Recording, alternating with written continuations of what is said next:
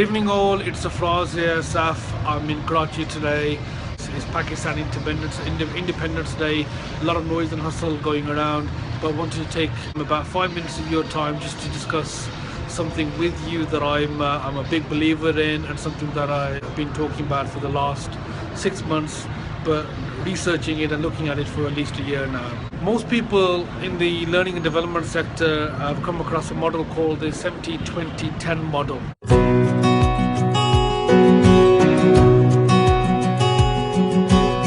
And that's a model for learning. That's a model that came out approximately 20 to 25 years ago, which basically states that 70% of our learning is via experience. So we learn majority of the time through experience. 20% of our learning is through mentoring, coaching, networking, and only 10% of our learning is through formal training. And that's that 70-20-10 model. I've been thinking the fact that that model is obsolete to a certain extent, but definitely applies less so than before. And one of the reasons why I believe that's the case is the pace of change. The way things are changing at the moment, experience applies less than before. It has a lesser role than before. So if somebody turned around and said, well, I've got 20 years experience in a particular sector, that actually is less relevant now than what it has been before. And the reason why is what you were doing 10 years ago, 20 years ago, is significantly going to be different to where you are now. So it's not necessarily the experience you've got, but it's actually what you've learned in terms of your role now, and your ability to react to that change that's happened is more important than having years and years of experience in that subject matter.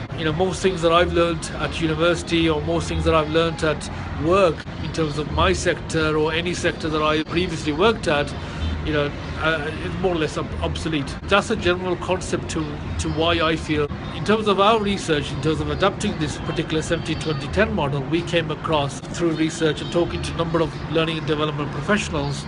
I've spoken to over 120 learning and development professionals, directors of training businesses in the last sort of 6 months. Again, we're still conducting research, we're still doing more research, but effectively we've come across, and we believe that particular model should be 40-40-20.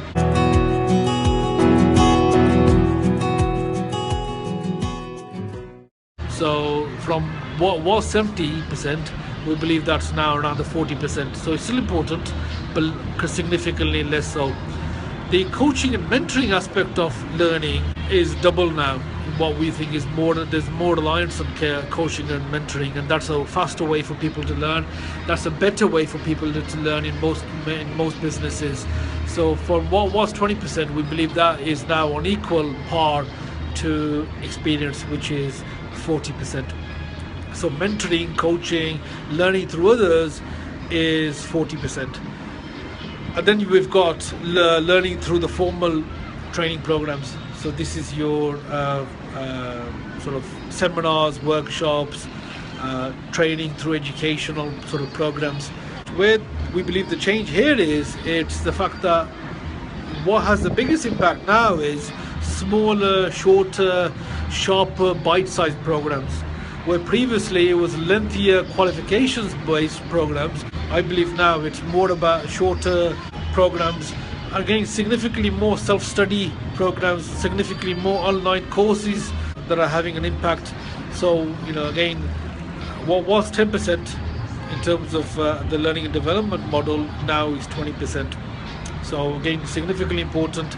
A lot of learning through training, so seminars, workshops, particularly with regard to the pace of change that's happening. So it is an important factor.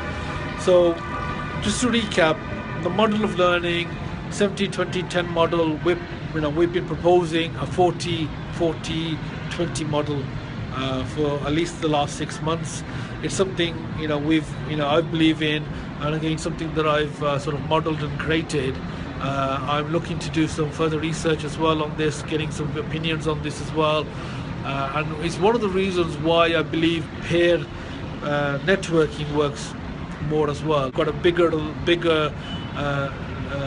requirement to learn from others. So peer networking is a concept that we've created. It's just a peer meetup.